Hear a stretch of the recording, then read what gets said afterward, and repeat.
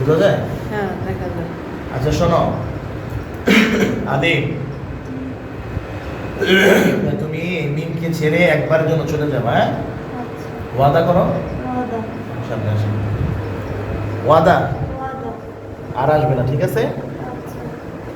আর তুমি মুমিন জিন্নাত হিসাবে আমার দলে থাকবে, ঠিক আছে? তুমি যদি চাও তোমার আমি আমার মুমিন জিনের যে দল আছে সেই দলের ভিতরে আমি তোমারে ঢুকিয়ে দিতে পারি, তাহলে তোমার একটা শক্তি হবে, তোমাকেও কেউ কোনোদিন কোনো ক্ষতি করতে পারবে না, তোমার একটা শক্তি হবে, পাওয়ার হবে। চাও তুমি সেটা? তোমাকে ডাক দিলে আসবা? ওয়াদা? সত্যি? এই যে তুমি আমার সূরা ইয়াসিন শোনাইলা, কতগুলো সূরা শোনাইলা, আবার জিকির শোনাইলা, আলহামদুলিল্লাহ। তোমার মতো এরকম জিন্নাত আর কয়টা আছে বলো? খুব কম পাওয়া যায় এরকম জিন্নাত। তুমি তো আল্লাহর ওলি হিসাবে বুজুর্গ, আল্লাহর ওলি, বুজুর্গ মানুষ, বুজুর্গ জিন তুমি, আল্লাহর ওলি তুমি।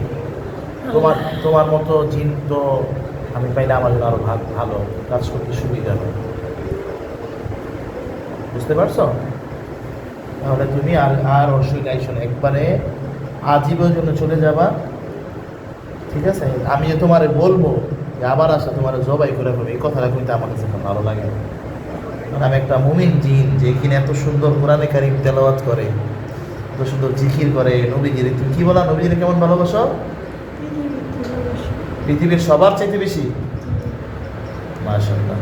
তাহলে সেই নবীজি সাল্লাল্লাহু আলাইহি সাল্লামের দোহাই তোমাকে দিয়ে দিলাম, তুমি আর এই মেয়েটাকে কষ্ট দিবে না, আমার যখন প্রয়োজন হয় তোমাকে আমি লাগবে, ওকে আদিব? আর ওরে ভয়ও দেখেও না, ঠিক আছে?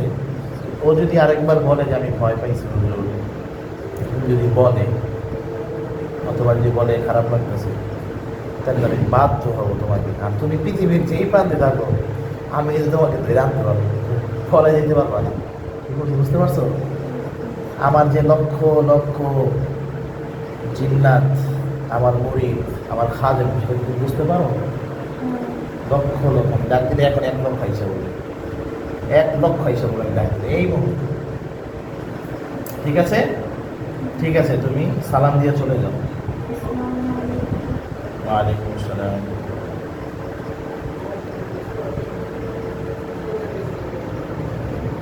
ধরে নাও।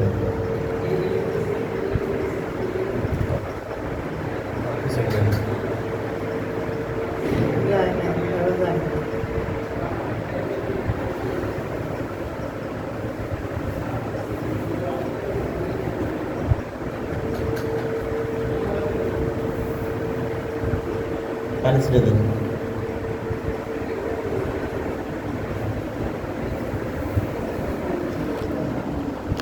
ওর কাদের সমান, ছেড়ে দেন, ছেড়ে দেন।